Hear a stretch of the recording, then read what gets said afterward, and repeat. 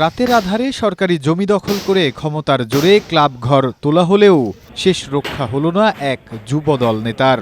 প্রশাসনের বেঁধে দেওয়া ডেডলাইন উপেক্ষা করে অসুস্থতার অজুহাতে পার পাওয়ার চেষ্টা করলেও মাঝরাতেই গুড়িয়ে দেওয়া হয়েছে সেই অবৈধ স্থাপনা।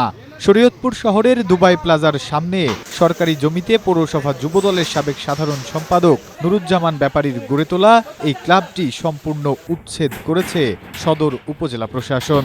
রোববার রাতে এই বিশেষ অভিযানটি পরিচালনা করে উপজেলা প্রশাসন। সদর উপজেলা সহকারী কমিশনার নাফিস এলাহীর নেতৃত্বে এই উচ্ছেদের পর স্পটেই ঘটে আর এক চমক। স্ট্রবেরি সুপার ডটেড ও ক্লাসিক ভ্যারিয়েন্টে সেন্সেশন জাগুক শিহরণ। ক্লাবটি ভাঙার পর সেখান থেকে উদ্ধার হওয়া টিন কাঠ সহ সমস্ত নির্মাণ সামগ্রী তাৎক্ষণিক নিলামের মাধ্যমে বিক্রি করে দেওয়া হয়। উপজেলা প্রশাসনের সূত্রে জানা যায়, অবৈধ দখলের বিষয়টি নজরে আসার পরই সংশ্লিষ্ট ব্যক্তিকে 30 জুনের মধ্যে স্থাপনাটি সরিয়ে নেওয়ার নির্দেশ দেওয়া হয়েছিল।